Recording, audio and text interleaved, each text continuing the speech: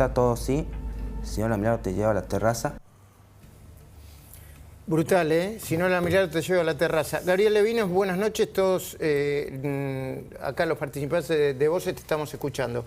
Hoy te oí decir, yo te había escuchado hablar de Milagro Sala, pero yo hoy te oí decir cosas tremendas. Quizás estaba distraído, no sé. Desde que le conseguían mujeres a su hijo para que tengan sexo, pero no trabajadoras del sexo, ¿no? Que en todo caso es otra discusión. Hasta que tenía centro de tortura y un lugar al que le decían el psicólogo. Contanos un poco, Gabriel. Bueno, vos sabés que nosotros entrevistamos para hacer lo que después terminó siendo un documental, iba a ser inicialmente un libro. Nosotros entrevistamos a 150 o más personas que tenían un común denominador, que era, por un lado, el miedo, un miedo que yo no sentía hasta que después que salimos de la dictadura, que teníamos miedo que vuelvan los milicos. Bueno, ellos tenían miedo que vuelva Milagro Sala.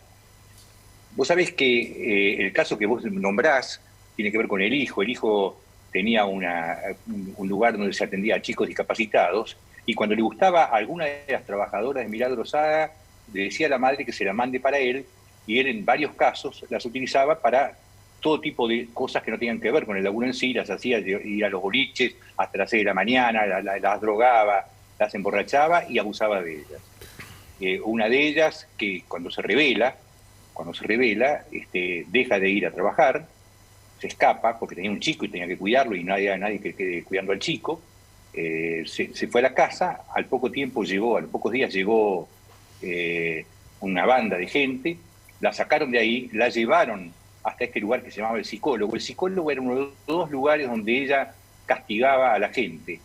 El psicólogo era una pieza chiquitita, a ella la llevó al psicólogo, ella misma le empezó a pegar, después se cayó al piso de tanto que le golpearon, porque después que pegaba a ella los primeros golpes, entraban otras mujeres a pegarle. Wow. Y cuando se desmayó, le tiraron agua y le siguieron pegando. Cuando la sacaron de ahí, la subieron a un camión, la llevaron hasta la casa que le había dado Milagro Sala, la sacaron de la casa con su hijo y la dejaron en un baldío cerca de la casa del padre, y nunca más tuvo la casa, porque la casa solamente servía si vos hacías caso a Milagro Sala.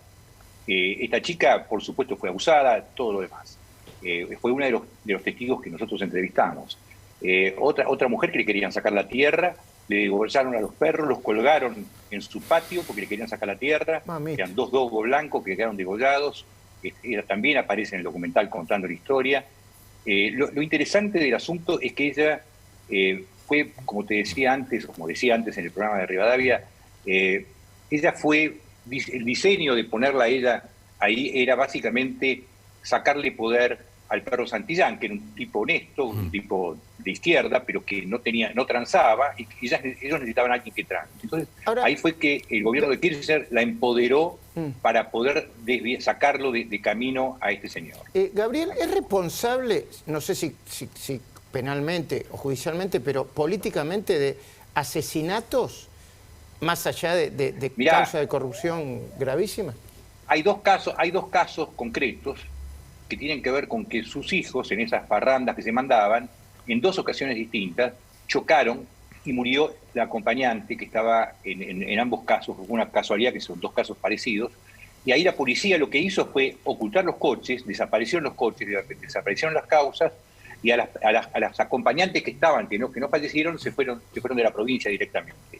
Es decir, ella tenía cientos de policías que ella misma había puesto en Jujuy, tenía además al jefe de policía, que se llamaba Paniagua, que ella misma lo había puesto, y cada vez que alguien iba a denunciar alguna clase de problema que había tenido con Milagro, con la gente de Milagro, le decían espere un poquito en la seccional, y llegaba ella y se los llevaba. En algún caso se los llevaban inclusive adentro de los patrulleros, se los llevaban al psicólogo o al teatro. El teatro era otro lugar, que era una especie... ¿Gabriel? Ahí se quedó congelada la imagen. Bueno, pero el teatro de otro lugar, que era una especie de centro de tortura privado de Milagro Sala, ¿no? Sí, claro. Acá lo que me interesa mucho, la relación que tenía ella con el gobierno, por ejemplo, de Ferner en su momento. Ahí volvió. Le quería preguntar a Gabriel si en las entrevistas que hiciste te contaban el vínculo que tenía la Tupac Amaru o ella misma con funcionarios del gobierno provincial. Ferner nos reconoció, no a mí, sino a Pori, a Agostini, que 2 años antes de terminar su mandato ella no gobernaba la provincia, la gobernaba él.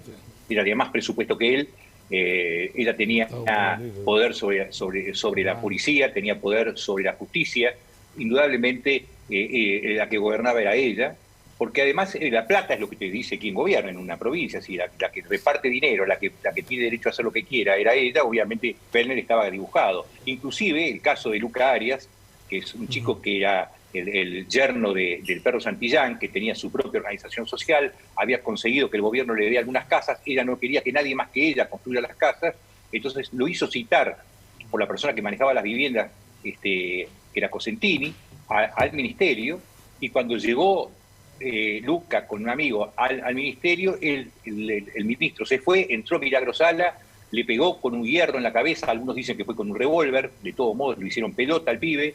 Yo hablé con el que tuvo que ir a limpiar, que después se escapó de ahí, estaba la cara dibujada en la pared porque lo agarraron de los pelos con la sangre y golpeaban contra la pared y quedó la impronta como si fuese un sello de la cara de Luca por todos lados. Luca quedó muy mal, 6 meses después murió, dicen que por una leucemia, es probable que sea una leucemia, es probable que haya sido también consecuencia de esta golpiza, pero los médicos dicen que fue por leucemia. La realidad es que en esa causa, por ejemplo, fue sobreseída como si fuese, lesiones leves, cuando fue realmente una agresión brutal, terrible, y esto está documentado, y ahora esa causa está en la Corte para que vuelva a ser juzgada y procesada por esa causa, porque no puede estar libre por eso. Ella tiene un montón de causas y otras causas que nunca existieron, porque las veces que se iniciaron esas causas había un juez ahí que tiraba toda la basura, Gabriel, la cerraba, Sí, te escucho. ¿Cómo estás? En base a esto que estás contando, que es atroz, ¿no? Parece, bueno, una novela de terror. ¿Cómo explicás que Alberto Fernández, que está en el peor momento de su imagen pública, de su aprobación, haya ido hoy, además en el estado económico que está en la Argentina, a visitar a Milagro Sala? Bueno, yo creo que hay un montón de gente que todavía cree en el discurso y no le importa si esos discursos tienen relación con la realidad. Es decir, así del mismo modo que te sacan a Roca de los billetes y que hablan de originarios, los indios se siguen cagando de hambre en Formosa, en Salta, en todos lados, pero están todos felices porque se habla, hay que decir originarios, no hay que decir indios, todas esas tonterías. Y esto forma parte de lo mismo. Internacionalmente parece ser que el gobierno de Macri y Morales pusieron presa a una luchadora social, aborigen y demás. Ella nunca se sintió aborigen, de repente le convino ser aborigen y fue aborigen, pero en realidad forma parte de un discurso, y el discurso es ese, es que está presa por luchadora, cuando en realidad se robó 2.000 casas, cuando en realidad las casas que hizo, las 2.000 casas nunca las hizo, las cobró y nunca las hizo. Peor que Joe Klender, como decía Negri. ¿Seferino? Sí, y también yo recuerdo, Gabriel, que ella había armado grupos de fuerzas irregulares, ¿no?